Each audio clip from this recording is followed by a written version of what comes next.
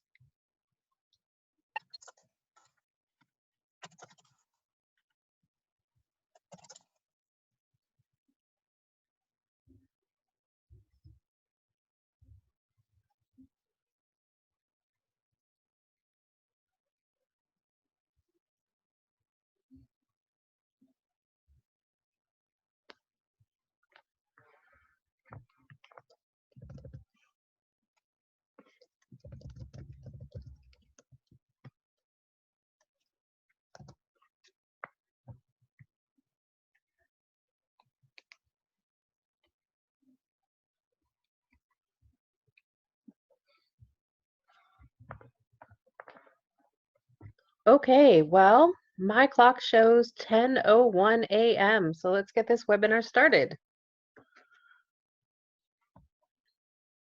I'm your host, Paula Allen. I organize these Alive Academy webinars. Welcome to the February Alive Academy webinar for 2020. So pleased you could all join us today. Let's talk about a brief overview of our agenda. We'll deal with some housekeeping notifications and then introductions. Of course, we're all here for the presentation today on advocacy. Stay tuned at the end of the webinar. We'll talk about our upcoming Alive Academy webinars And then we're going to do some networking and discussion after the webinar if you can stick around and stay with us. So, little housekeeping and tech support. You've got some options to log in from your computer or call in from your phone with audio only. If you're having trouble with your computer, sometimes calling in by phone will help. You can keep the video on your computer, but listen to the audio from your phone. And if your computer is slower, that sort of lessens the burden on your computer. If you put any tech support questions you might have in the chat box to presenters only, Gretchen and I will try and help sort you out. We're trying a new function today in the Q&A. So rather than the chat box, you can put your open questions in the question and answer box, which you can find down at the bottom of your screen. It says Q&A, and that has an upvote and a commenting on each other's questions. So we thought that might be an interesting tool to try. Gretchen and I will be monitoring questions as we go along, and I know Emily and Kelly have a lot of audience participation built in. Next slide. Our speakers today, 2 Programs and Advocacy Committee members, so members of ALIVE, Emily Bromet-Bauer and Kelly Crawford. So Kelly holds both a bachelor's and a master's in history with a focus on museum studies.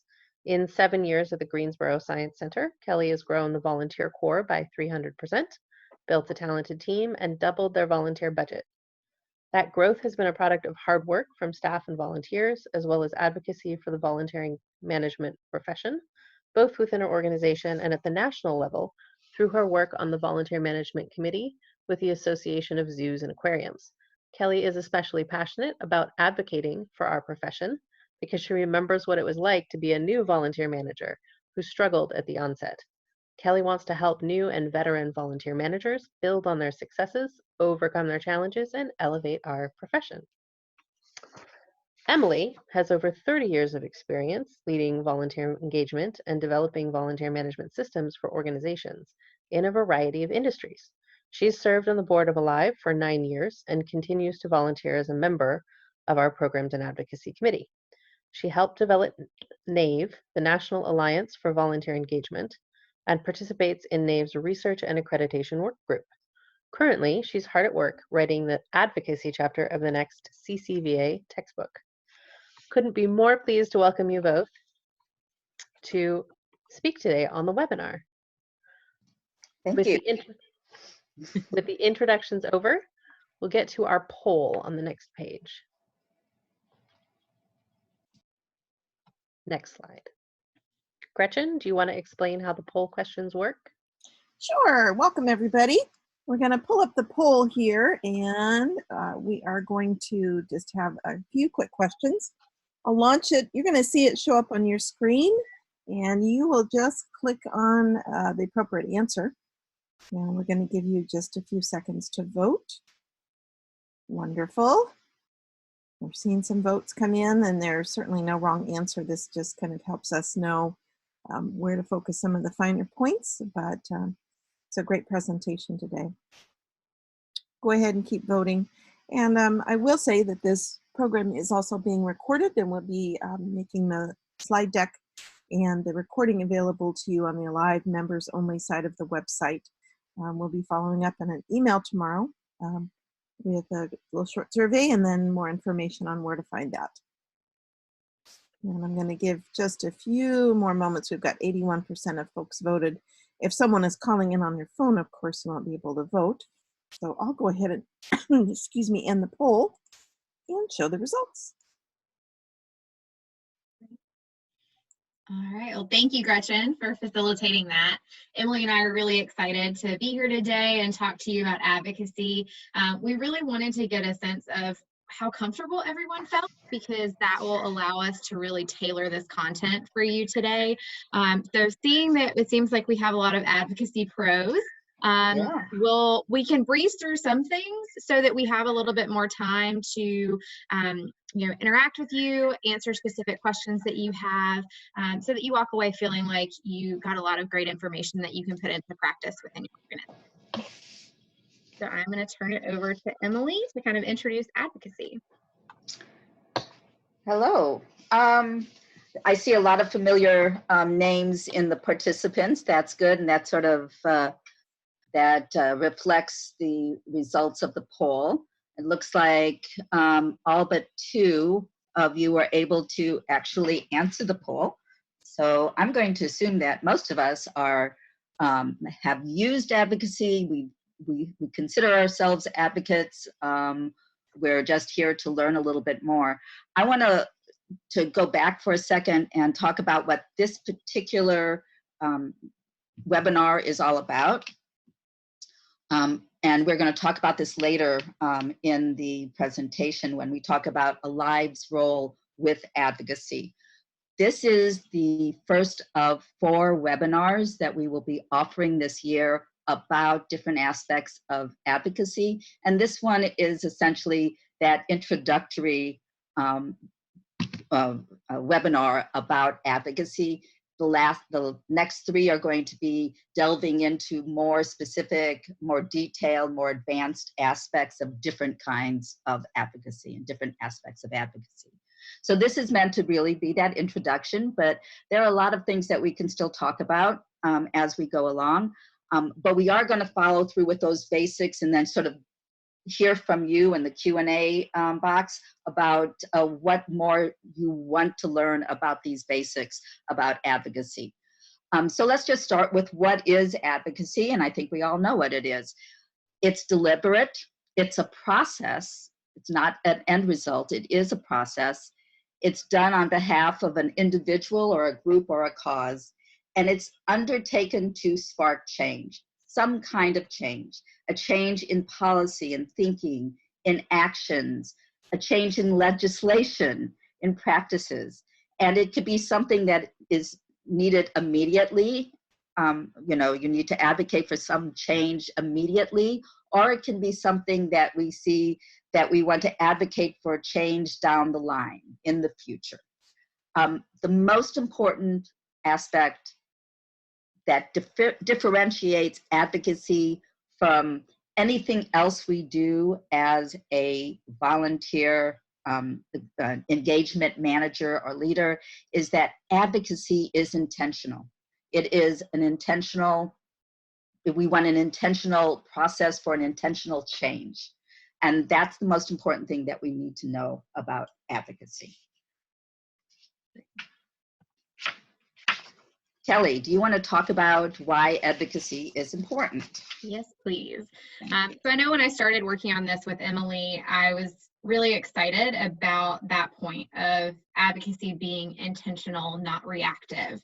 You know, I think back to when I was early on as a volunteer manager, and I think for a lot of us, probably we got into these roles through service of our own. We didn't grow up saying, I want to be a volunteer manager, probably because we didn't know what that was. And so, you know, recognizing that some of what we've done, we've kind of stumbled across. And now when you're in the profession, the longer you're in your career, so much of it does need to be intentional in order for you to be effective. Emily and I have had conversations about, you know, advocacy can sound intimidating, but hopefully it's not, or it won't be for you after today and after these future Alive Academies. So we want to talk a little bit about why advocacy is important. Advocacy, you know, if you're effective in your advocacy, you can help transform your organization to benefit the people that you serve, whether that's inside your organization or outside of it. And that really is going to help you reach your goals, serve your mission, and move your vision forward. I think of the large sphere of influence that we get to have as volunteer managers. I've heard peers say to me before, well, I'm just a volunteer manager. And that's something that makes me really sad because I know how important our roles are.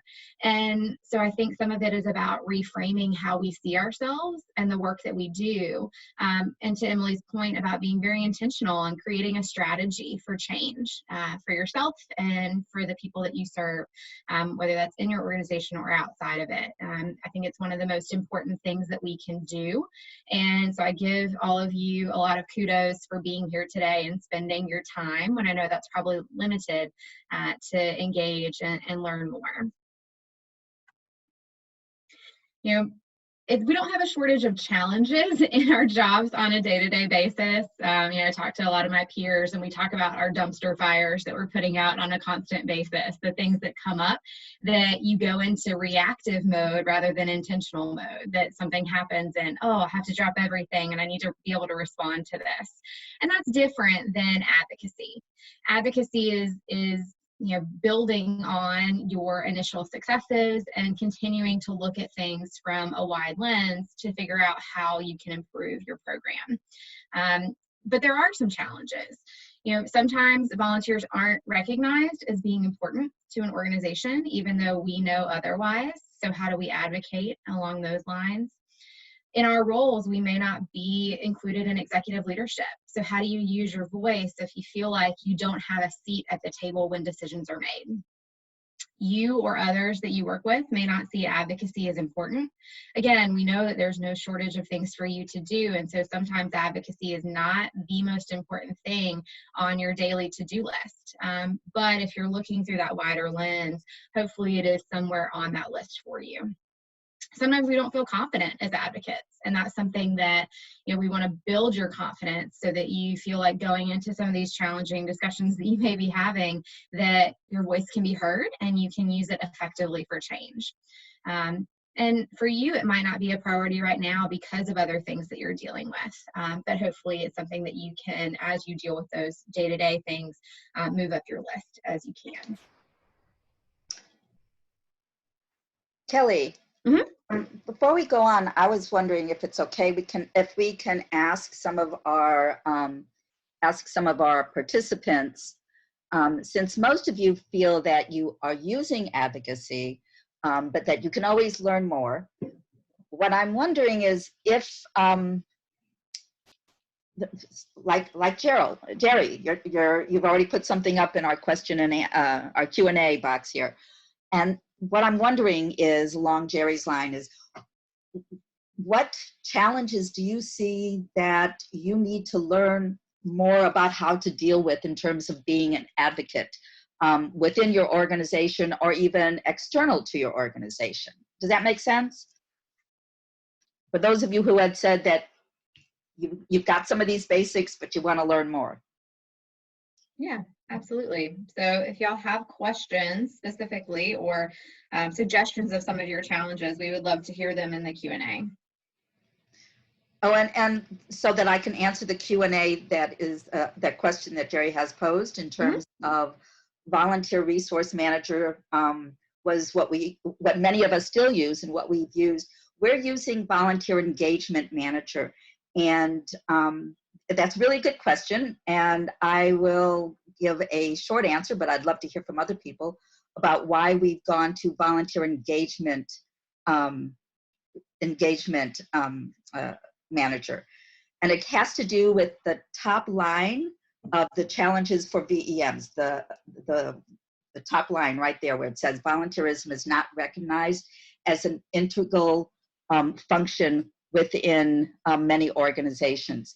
The idea of talking about volunteer engagement is to reiterate the importance to our organizations, to our communities, to society, that volunteers work within a whole, it's not just one program or department, it's within the whole organization, that they need to be integrated throughout the entire organization. So we start talking about volunteer engagement as opposed to volunteer resource, which unfortunately has that ring of human resource, a separate department. We're trying to take volunteer engagement out of the idea of it being a program. Does that make sense? So we're using a different terminology, which is volunteer engagement.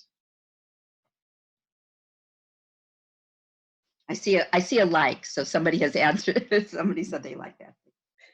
Anything else in terms of challenges, though?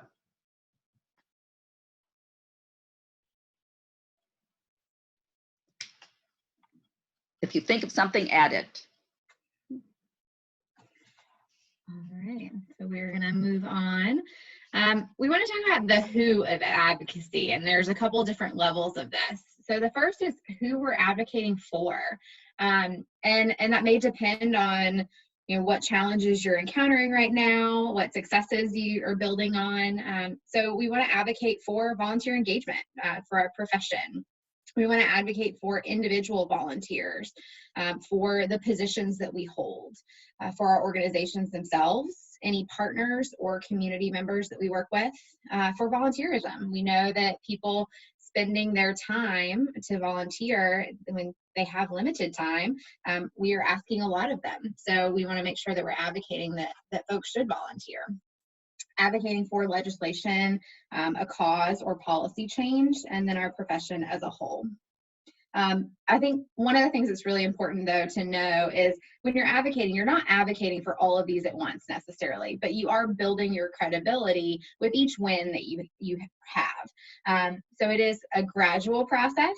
Maybe we start small and then we build from there. I think back to when I first started in my role here at the Science Center, and advocacy looked different for me then than it does today. And that's because I knew there were things that at the outset that I had to get done, that later on, as I was able to free up more time, I could move on to different types of advocacy.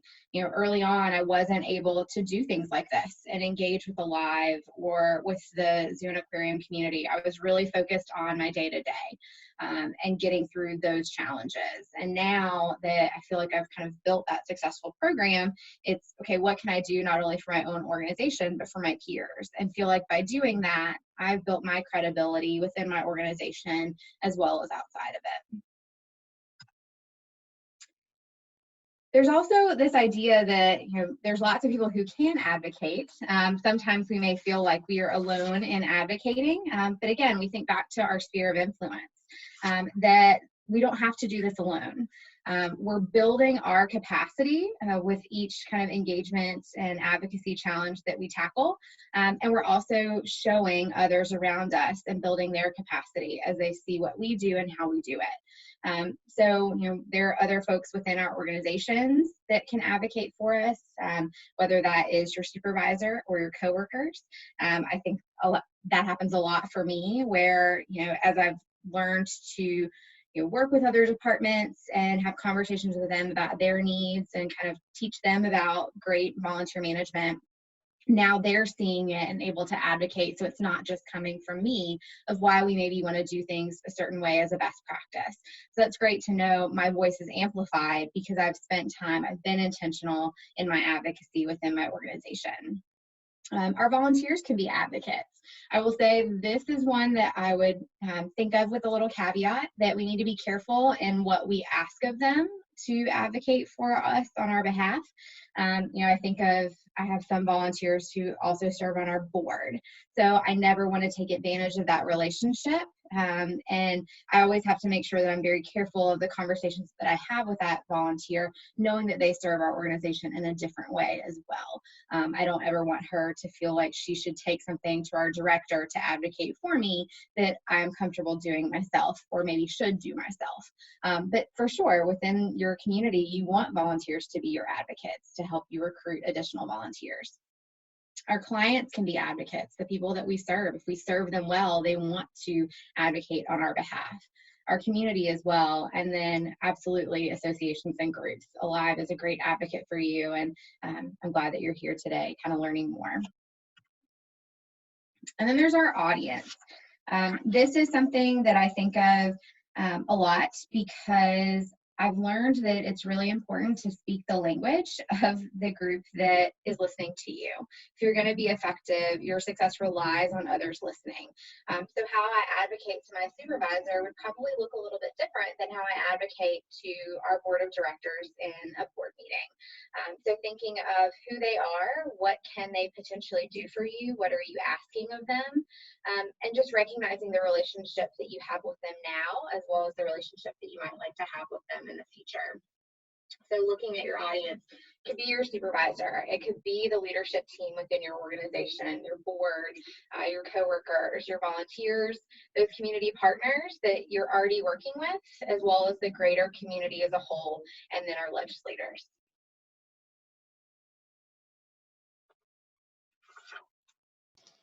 Great. So before we move on, I just want to recognize Jennifer's question in the Q&A. I'm also new to this, to this new tool. Is it possible for Jennifer to elaborate on the question of how can VEMs best equip board of directors for their advocacy work for the year on a 101 level? My question to Jennifer, I don't know if you can we make that live? Unmute Jennifer? Gretchen, is that possible? If she's got a microphone, I can allow her to talk. Great. Go ahead. Hi, can you hear me? Yeah. Hey, Yes. Jennifer. So, Great. Jennifer, my question to you, Jennifer, real quick is, are you talking about the advocacy work of your board of directors or your advocacy work as a volunteer engagement manager? Their work in the organization. Wonderful. That's a great question. That has a lot to do with what Kelly has just been talking about as far as the knowing your audience. In a double way, because you're talking about preparing your board of directors, so you're needing to know that audience, the board of directors, and how they're going to understand what you're going to say. But then you also have to prepare them for knowing the audience that they're going to advocate with. If that makes Right. sense. Does anybody have any thoughts on that out there in participant land? I'll chime in too. I think of this as the level of engagement that we've had with our board over the years has definitely grown. We've looked at it as, yes, they're coming to our organization to serve. They are invested in what we do. It's also a win-win. There are some things that they're getting out of that relationship as well. And we know that their time is limited. So we have a retreat every year for our board, and it's on site. We engage all of our board members and our full-time staff. We try to get everybody to network a little bit so that we break down those barriers of, well, I'm a board member, and a board member is potentially scary or intimidating to our members who may not engage with them on a regular basis. So just getting to see them as people and learning what they do outside of the organization. But then we take that a step further and we kind of look at our master and what we're going to need for them to do, and making sure that they have the resources to do that effectively. So we'll usually put together one-pagers for them on various projects or different things. We'll be asking for a bond in the future, and so we're doing a lot with City Council to try to figure out what does City Council need to know about our organization to support a bond, and what information should our board members have when they're going out in the community and they're talking to people and getting their support. So that's very, very helpful about making it very, very deliberate and personal, which is, again, advocacy. Jennifer has also suggested putting it into the board orientation. And I think that that's really important, is that the role of your board of directors as advocates is part of their role, and that should therefore be part of the orientation, board orientation.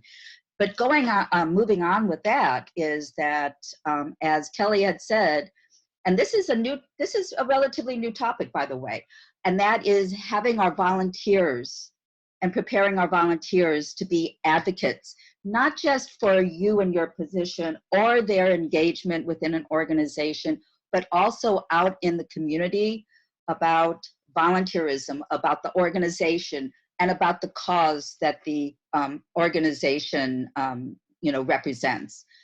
And how do you prepare your volunteers to do that? Well, board of directors are volunteers. So basically it's about training your board of directors, all of your volunteers, about what the importance of advocacy, sort of like what we're doing here, the importance of advocacy, what it is that they're advocating for, understanding their audience, doing all of these things, giving them basically what we're talking about here, an advocacy 101. Does that help, Jennifer? I mean, and there's going to be a lot more out there you know, in the future about how to prepare and support your volunteers for That was great. advocacy. If this is Gretchen, if I could just add in just quickly, when I worked for AARP, it was the norm to have volunteer board members be the advocacy people for the organization in the state.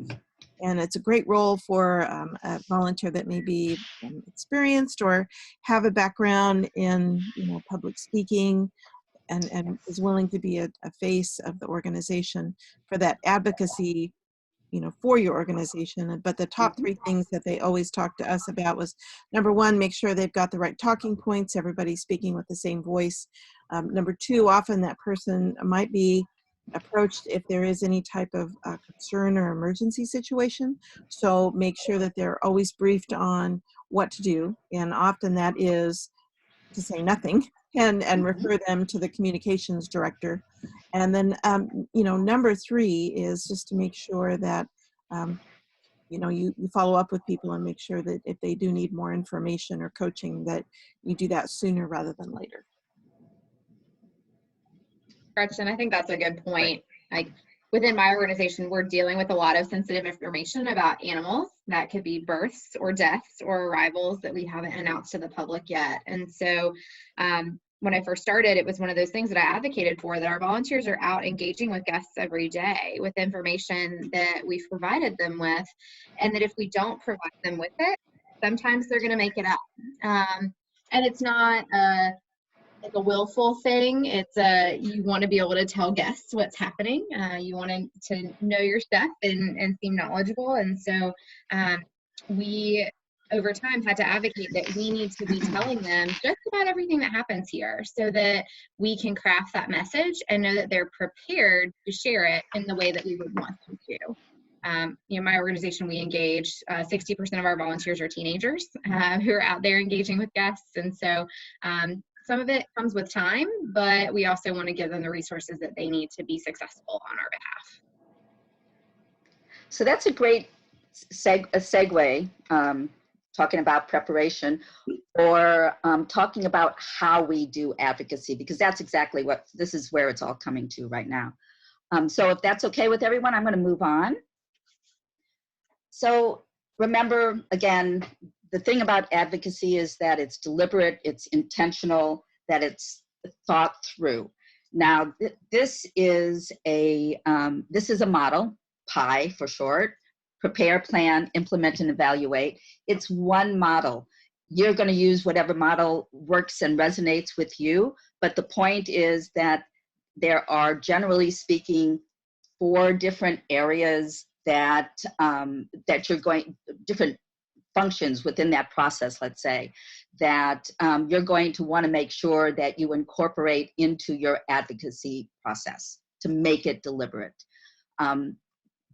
Feel free to use whichever ones you want. Just make sure that it has essentially prepare component, a planning component. Again, we're going to be intentional, make it strategic.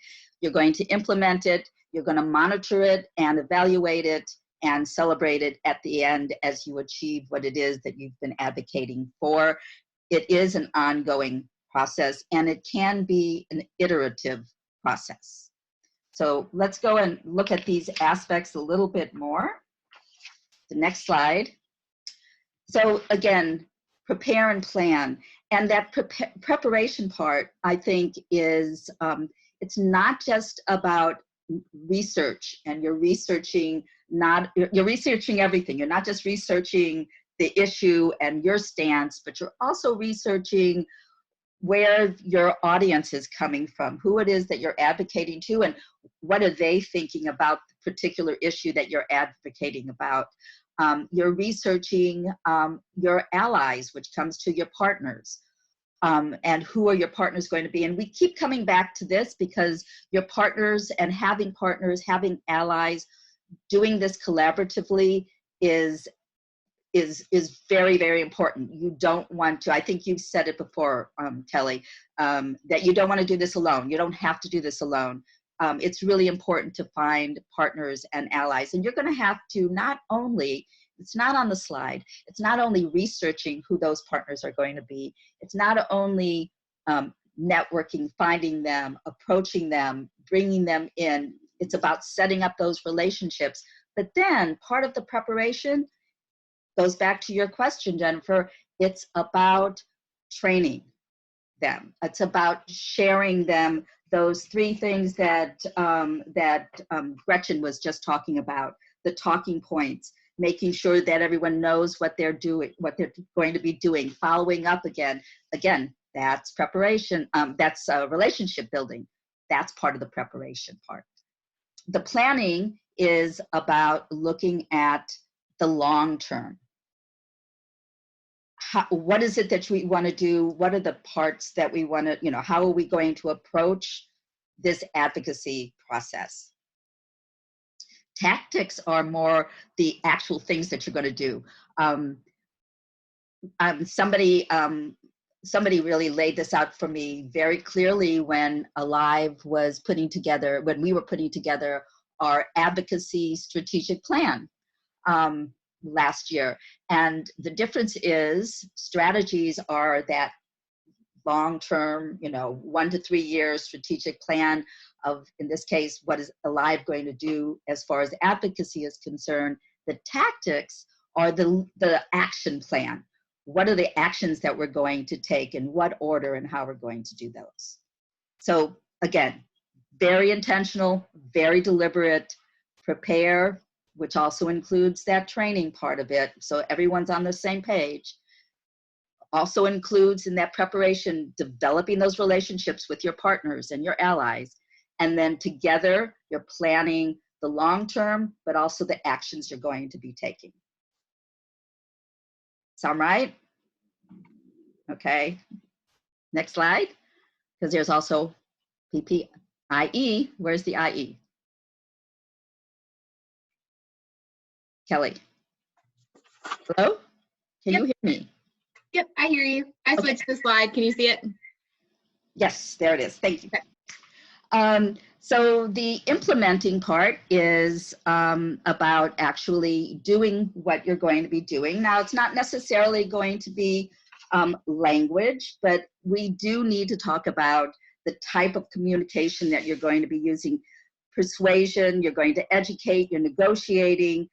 There are other really important ways that you'll need to communicate, and that is using social media. It's how to use social media using images and visual.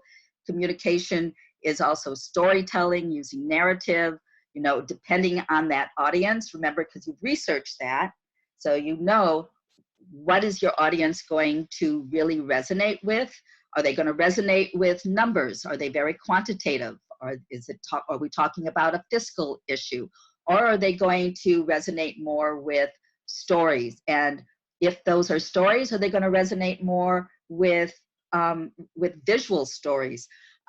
One of the best examples of communicating using social media, stories, storytelling, and visual is, I don't know if anybody here is from the International Rescue Committee, IRC. It's an international refugee resettlement organization. And if you follow them on Facebook, they use visual graphics and not graphics, photographs to tell their story. And it's all about advocating for the issue at this point. And it's very, very effective. So you need to know who your audience is, what is your platform or your media for communicating, and then what is the best way to communicate that language that Kelly had mentioned before, to fit it with both the medium and your audience. And the important thing there is to monitor it. Is it working? Is it getting the results that you want to get? Evaluating is really just shorthand so that we can make it sound like pie. Evaluating means evaluating the success of each tactic. So you're monitoring the success and how it's working. But evaluating it is towards the end, is it being successful? And you might have to adjust it at that point. And part of evaluation is acknowledging your successes, but it's also, and this is really important, to celebrate your successes or to modify your, what you're doing with your partners. So acknowledging and celebrating is also about relationship building with those partners who you're working with.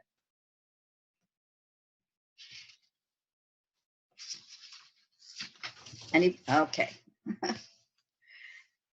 And this is very, I think we all know this, and this is just a reminder. The effective advocate is knowledgeable, like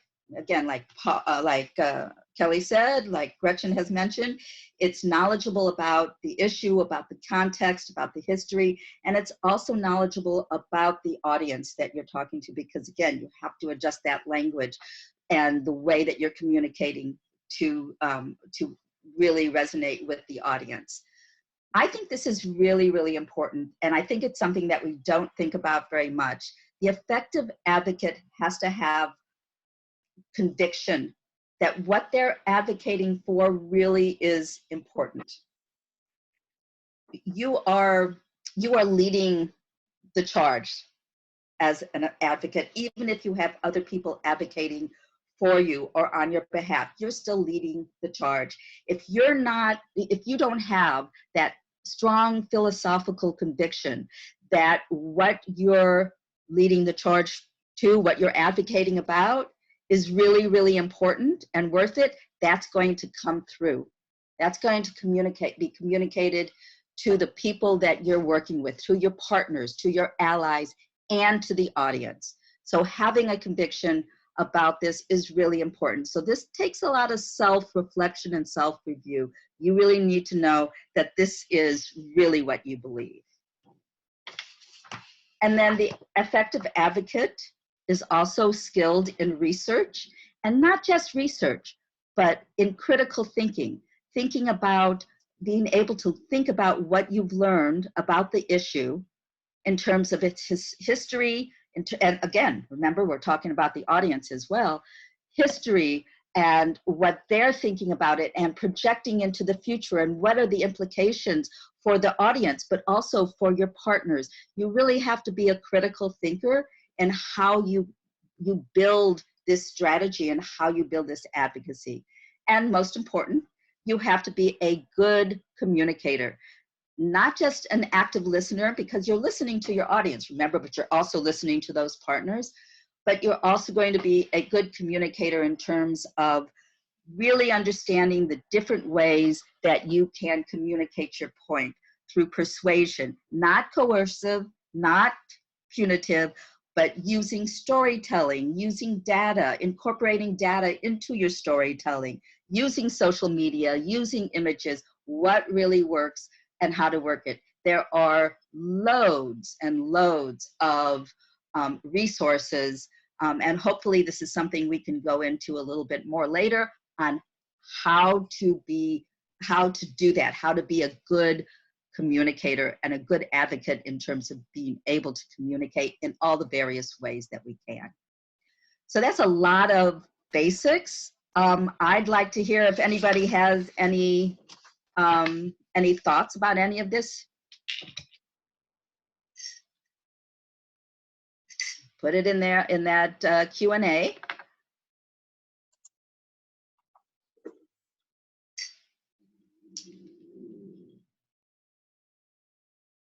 Kelly, maybe the next slide will sort of stimulate some thoughts as well.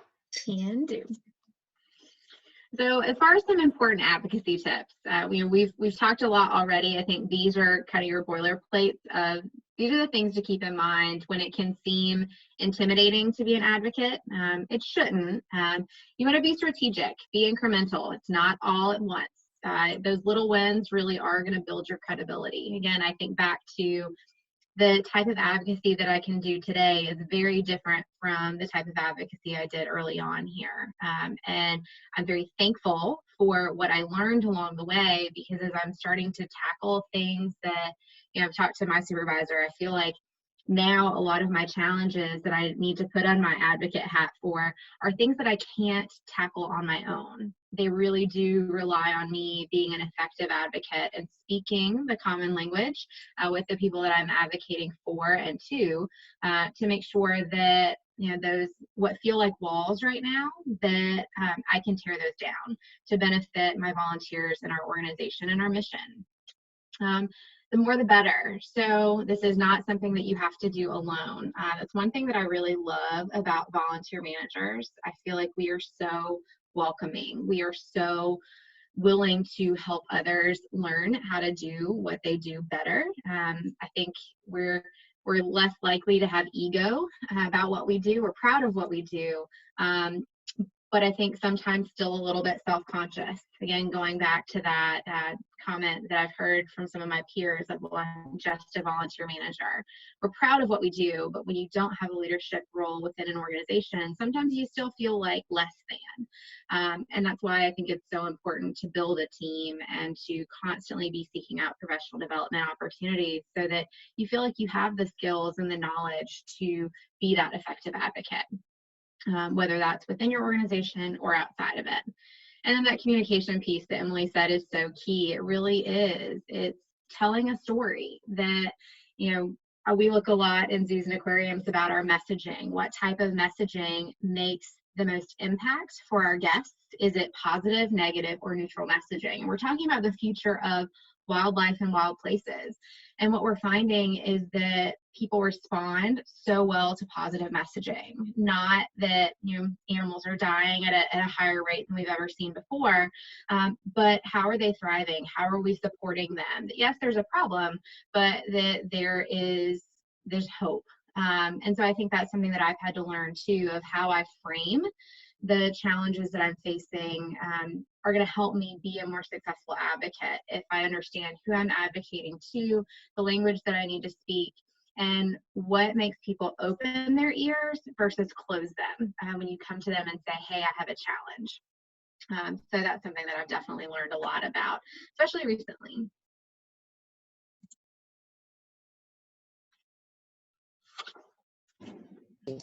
Jerry, again, if we can make Jerry live. You mentioned that you like incremental or manageable goals. Let's see if we can, Gretchen, can you? Yeah, I've unmuted him. I don't know if he's got a microphone or not. Jerry? Can you hear me? Yes, hello. Okay, good. Yeah, I'm always concerned about people like shooting too high, and you get discouraged, and, you know, like the baby steps. I'd just like to reinforce that, you know. And I've been involved with, sometimes they become these grand visions and these big dreams, and then when you don't meet it, it's like really discouraging. So it's like manageable, you know, set out. I like that incremental phase. I'm stumbling here. Sorry about that. So that's it. That is so key and very true, that we can't do it all at once. And that, you know, we talked about earlier, build on the smaller successes. Don't discount those, because the smaller successes are so key to getting to you to a point where you can tackle some of the things that it would never have made sense for you to try to tackle day one. You set yourself up to fail if you do that. Right. I think that that's one of the really most important things, going back to Kelly, to what you were saying about people who say, I just don't have time to, you know, to do something like, you know, advocate for my program. I'm not sitting at the table, you know, with the executive management. They aren't listening to me. I've got all this administrative work to do. You do what you can do, and you build on that. Some things, like you said, Kelly, you can do yourself, where you don't have to depend on the approval or the go ahead from your supervisor or your boss. You can go ahead and make those changes, and then use those changes, as incremental and manageable as they are, to then reinforce your credibility, your ability, save time, and then so that you can work on some of these bigger advocacy things that you want to do. I think it's really, really important. So just to go back to one of the things that we talked about much earlier, and that is that, there are a lot of people who can, and a lot of entities that can do advocacy. And one of those entities that can be an advocate is professional associations like ALIVE. So even though this has been part of what we've been doing for all along, we decided that we really do need to put a concerted effort into being the advocate for our members and for the profession. So last year we started with putting together a strategic plan, like I said, as well as a action plan for doing advocacy within ALIVE. So being your advocates, you being the professionals. The advocacy plan for 2020 includes, first of all, educating all of us about advocacy. So like I said earlier, we're having quarterly ALIVE Academy and special webinars, but at least quarterly. And Paula will be talking about one of those when she makes her announcements in a few minutes. We are going to have newsletter articles. We put one in the last newsletter, February newsletter, and hopefully we'll have an article about advocacy. Not hopefully, we will have an article about advocacy in every newsletter that goes forward. And we're also working on our resource page, and that, of course, is going to include some advocacy resources as well. As we've talked about before, advocacy includes professional development, our professional development as volunteer engagement managers. So one of the things that we will be rolling out over the next year is a CVA study group. So just keep that in mind. And if you're thinking about getting your CVA, pay attention, because that hopefully will be rolling out in the summer. And then there's also volunteer opportunities that we have that we are looking for, and we would love to have you either volunteer or to pass this word along. We are looking for an advocacy research volunteer, or an intern, or it could be a capstone student. The idea is to research what other associations are doing as far as advocacy for their members, and so that we can, incorporate best practices in what we do at ALIVE. And of course, we're always looking for members for the program and advocacy committee. All right. So go ahead, and then maybe, Kelly, we can check out Ramona's question. Okay. So we're going to summarize some of the things that we've talked about today, knowing that we're going to have a lot of discussion in a little bit as well. So advocacy is intentional, PI being one of the models that we can use. That communication and collaboration are so key to our success. We can't do this on our own. We do need some knowledge, skills, and practice to do this, but it shouldn't be intimidating. We want to build on those small successes. We can advocate for a lot of people and for a lot of different causes in what we do, and know that there are a lot of different audiences for our advocacy, and that there are a lot of folks who can help us along the way with that. Advocacy is a competency for volunteer managers through CCVA, so that's something to keep in mind, that we do want to be looking at that if you are looking into getting your CVA in the future.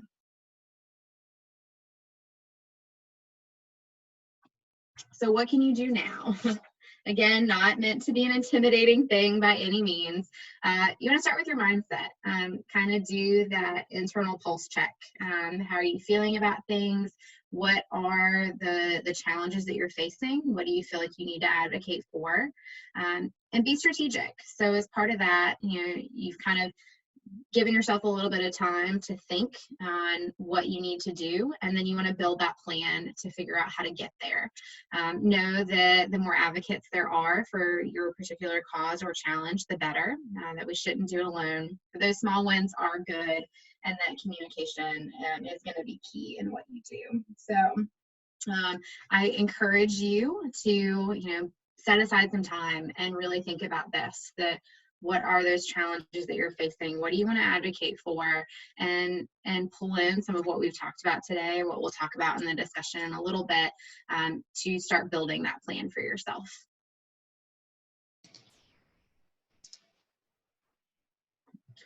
So I know, Emily, you said we had a question. Yes, and we have a few minutes, so maybe. So Ramona was wondering if we can give an actual example of the little wins that we're talking about, sort of a little bit more about how advocacy is implemented. Sure. Kelly, do you have something off the top of your head that you might be able, or anybody else? Remember, this the Q&As, you should all be able to see this. So please, if somebody else has an example of a little win upon which they can build something, please put it into the Q&A. Kelly? Sure. So I have one that's always top of mind for me. So my facility, we're a museum, zoo, and aquarium. Our volunteers are docents primarily, and they engage in guest interaction out in the zoo or aquarium. One of the challenges that we run into is that we are asking them to, quote unquote, staff animal contact areas. So our aquarium is a great example of this. We have a touch tank in the aquarium with stingrays and bamboo sharks that our guests love to get an opportunity to engage with. For a lot of visitors who come, this is probably the only time they're going to do something like that. And so our volunteers get to facilitate that. They love it because it is such a happy place for guests. It's a fun experience. But I will say it's a challenge because guests sometimes do things unintentionally, like we'll go over the rules, and in a child's excitement, they may accidentally, reach out at an animal in a way that could potentially harm that animal. And so our volunteers are the ones there to make sure that our guests are safe. So sometimes it can feel like they're policing rather than, and that's hard when you are a volunteer, not an employee of an organization.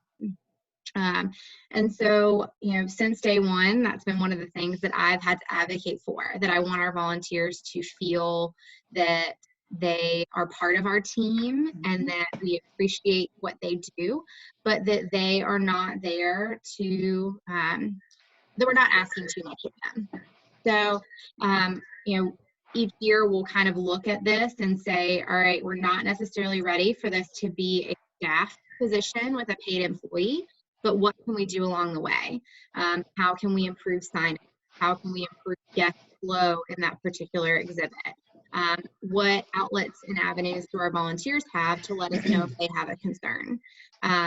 We have an education retreat offsite on Monday, and this is top of mind for me because it's one of the things that now I want to bring to our whole education team and say, great, how do we once and for all make the big change that we feel like we've kind of done everything we can, that I can within my team to make this a positive experience for our volunteers, but how can I rely on others on the team to also advocate for me that maybe it's time to consider something different? So Ramona, I hope that helps. Advocacy can look different for different people. Exactly. Gretchen, you say you have an example of a little win. Yeah, it just goes along for the profession and for me personally. I think it's going on 20 years now that Susan Ellis had written this great post about what's in a name and your title. Mm-hmm. And how, over time, we, like Jerry had mentioned earlier, we're really trying to get away from saying we're a volunteer manager, but rather a volunteer engagement professional, volunteer resources, but trying to put the title or action in front of volunteer. So many times people think we do this for free. Some of us do, and that's great, but most of us generally get paid. And so I was advocating for myself personally. I had applied for a new position, and I had been offered the position, and had was not expecting the call. I was actually out shopping, and I was in the middle of the store and advocating for myself to not be hired at the low level range, but at the mid level range, because I had this international professional certification, the CBA. I had years of experience, et cetera, et cetera. And also, you know, I wanted my title changed. They wanted to call me the volunteer recruitment specialist, and I wanted to be the coordinator of volunteers, because within this agency, manager, it was a state agency, so manager wouldn't work. So I just advocated for myself, and I was able to get started at the mid-range for the position instead of the low range for the price, for the wage. And then also the title was coordinator of volunteers rather than volunteer engagement specialist, which was not at all what I was doing. Great. That's another really good example. Ramona, are you able to stay on for a little bit longer so that we can go ahead and do the announcements for those people who have to leave? Hopefully you are, and you can answer, and we can go a little bit more in depth about that. Let us know in the Q&A while Paula, maybe you can go ahead and do the announcements. Yep, I'll start here with the announcement. It looks like Ramona said she can stay, and Gerald has something to contribute as well. So let me go through these announcements real quick. Before announcements, thank you, Emily and Kelly, for sharing your wisdom today and inspiring us all to be better advocates. I've certainly got a list of things on the side here of my paper of stuff I'm going to go back to my organization with. It's a lengthy topic with many facets, and you guys did a great job of exploring the various ways we can all step forward for our missions, for our profession, and for our volunteers. If you're curious about any of these updates, of course, you can check the latest newsletter, which just got sent out, or log into our website, volunteeralive.org. Definitely save the date for the next Academy webinars. March 18th, Barry Altland will be presenting The Accidental Trainer, Developing Immersive Learning as Part of Your Volunteer Engagement Strategy. On April 29th, Faiza Van Zant from CCVA will be joining us, and she'll be presenting Partnering with Volunteers Motivated by Faith, joined by panelists Brittany Coe and Jordania Reeves. I'm really excited about that one. I don't have a faith-based organization, but certainly people are motivated because of their faith to volunteer, and I think I need to be more aware of that just personally. May 6th will become the second of our year-long series of advocacy webinars. So Meridian Swift is going to present on advocacy to elevate the profession as a whole. I will add that we have yet to plan June through December's webinars. So contact us at any time if you have a suggestion for a webinar. If you want to level up your professional skills by co-presenting, that's something you can do. Alive is always seeking to respond to our members and offer the training topics you need and giving you the opportunity to act. If you'd like to get involved in what we do as programs and advocacy, membership or marketing, you can look at the newsletter, but like Emily mentioned, we have options for you to join our committees and get involved in Alive as an organization. Next slide, please. Last but certainly not least, huge thank you to Sterling Volunteers for their sponsorship of our Academy. Sterling's investment in Alive makes this training possible for us and accessible to you guys, and we couldn't do it without their monetary sponsorship of our organization. Next slide.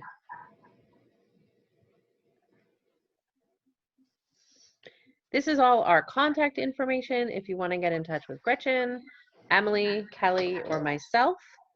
We're also going to stick around now to discuss more in-depth options of advocacy, answer your questions, strategize, and work towards stuff we can all do individually. So thank you all for joining us. Hope you'll save the date and be back on March 18th for Barry's presentation. We'll see you then. If you have to log off, we understand, but I hope you'll stick around for Q&A. Thank you, Paula. Thank you, everybody. If you have to leave, I see a few people are having to leave. I've put my email address in the in the, and so has Kelly, in the, if you would like to connect with us specifically about something that we've talked about here, or about the committee, since both of us sit on the Programs and Advocacy Committee, or about that research, advocacy research position that is that we're looking for, and that is advertised on the website. We want to open this up now for any discussions. Gretchen, if you're going to be here, is it possible to find out from Ramona if we've answered some of her question about actual examples of little wins? And thank you, Jerry, for your example, which I think is also one of those very succinct and very concise examples of a little win that could build into a big one. Ramona, does this? I've unmuted Ramona, so if you've got a microphone, you can go ahead and talk if you unmute yourself on your end.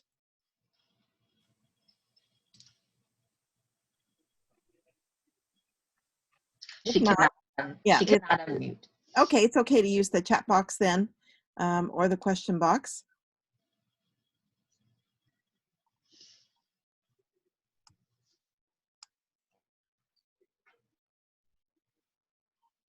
So, if again, Ramona, if you want some more examples or elaboration, please let us know. Just in general, we have some any other questions, any other comments on anything that we've covered today? I would love to hear other people's challenges that they have in being deliberate about their advocacy or expanding their advocacy efforts.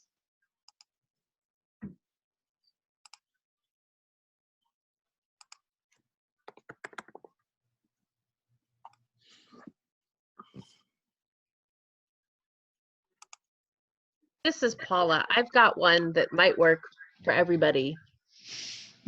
Something that I deal with at my organization, which is a historic house and garden, is sometimes when something unfortunate happens, people can focus on the negative, or, human nature is find someone to blame. Maybe it's the volunteer. And one of my little mini efforts of advocacy that I do every time this comes up, which is less and less as we turn the conversation around, is rather than focusing or dwelling on the negative, I focus on the positive. I focus on the human equation. I focus on how the volunteers are always trying to do their best. They're not intentionally messing up or saying the wrong thing or forgetting which gate to come in or where to park their cars, whatever it might be. They're doing their best. They sincerely want to help. And if we all move forward with positivity, like Kelly was saying about like what messages her guests pick up about animals and humans interacting with animals, especially, if you focus on the positive, you're going to get more traction. It's sort of a more flies with honey than vinegar situation, which is an old adage that isn't appropriate here. But I find some of my miniature little efforts of advocacy are just framing things in a more positive way when we talk about volunteers. And reminding everyone there might have been one little mistake, but we move forward. We've repaired it. We got past it. We redirected to something more positive, and try to leave things on a positive note. Yeah, that positivity, I think, is a really important important piece of whether it's incremental or it's a large piece of advocacy that you're working on. Being positive definitely it definitely is important. And like what you were saying, Paula, sort of embedding that within a narrative or a story that grabs people and gets people, that resonates with people, I think is also very important. I have another example that actually I've used in the chapter, if you've read the chapter, but I think it's really goes to an incremental kind of very deliberate piece of advocacy that was built in, this is past tense, was built into a larger piece of advocacy. This was when I actually had worked with docents as well. And this was a volunteer docent who was also employed. So that's an interesting little twist here, was employed in a similar but different position within the museum that I worked in, a science museum as well. And he was also a donor, a very high-level donor, and had been for many, many years. The most recent thing was that he was an employee, and he didn't do well as an employee. And he came to me at one time with a letter from Human Resources that had said, you have 30 days to improve your work as an employee, or you will have to sever all of your relationship with this particular museum. And he was in shock and he was very sad.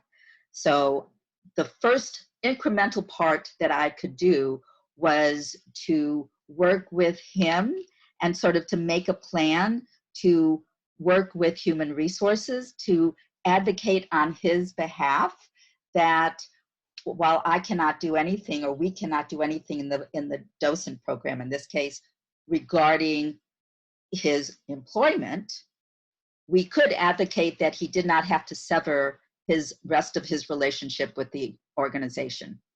Because again, big time donor and very, very active, very good volunteer. That I actually planned it out in my head. I did some research on this. I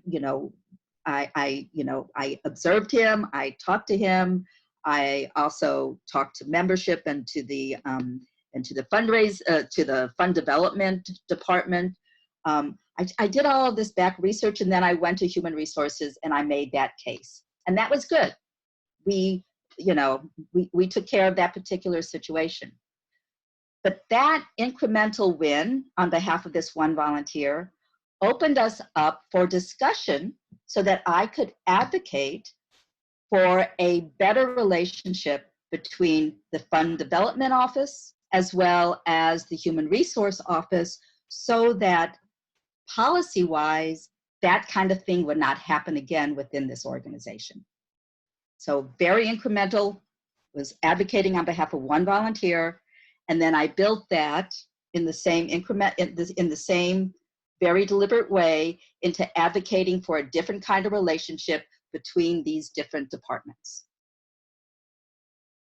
So I hope that also gives you another idea of how you can build on your advocacy and make manageable wins. Do we have any other? Thank you. Yes. Do we have any other comments, questions? Kelly, Gretchen, Paula, anybody? Yes. So I'll share. I had never heard of the pie model before, but I really like it, and I appreciate that Emily shared it with all of us today. The one that I typically use, and I guess it would be more of a before you go through your pie model, we usually will do a SWOT analysis, so looking at strengths, weaknesses, opportunities, and threats. And that I think is very helpful, so to be intentional rather than reactive. I use it a lot with my team, or whether we're talking about a specific issue or we're talking about strategic planning for a department. I think what I love about that is that, when we're looking at what messages tend to be the most successful, what makes people listen rather than shut down, knowing that you're starting with your strengths, that you're beginning with something that's really positive. What do you have in your favor? That has been really helpful for us to know that, man, like, yes, we may not have gotten over this hurdle yet, but here's all these great things that we have done. and know that we're going to build on those as we kind of consider, okay, well, what are our weaknesses? Because we know we have them, and it's important to recognize those, and then think through, okay, well, what are our next steps going to be based on that conversation? Yeah. That's a great suggestion. There are several different tools to use when you're doing that preparation and that planning part. I really like that, how you're suggesting about the SWOT, because again, it gets to that strength, that positivity that Paula was talking about, that, looking at the whole issue, but trying to go in it with that, that vision of it being positive, of looking for the positive.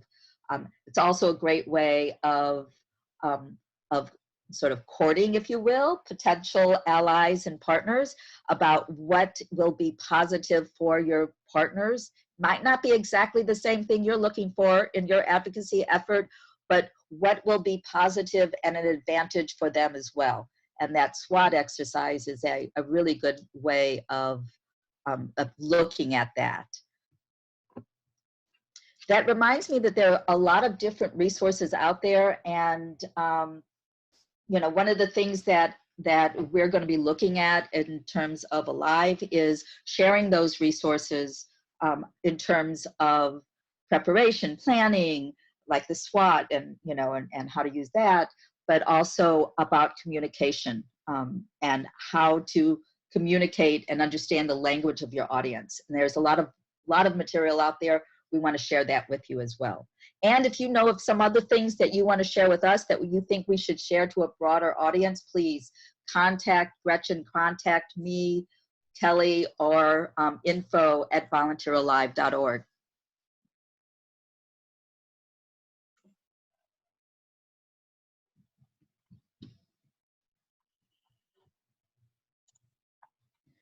Well, do we have anything else? Kelly, Paula, Jerry, Jennifer, Ramona. No, I just want to give everybody a big kudos again.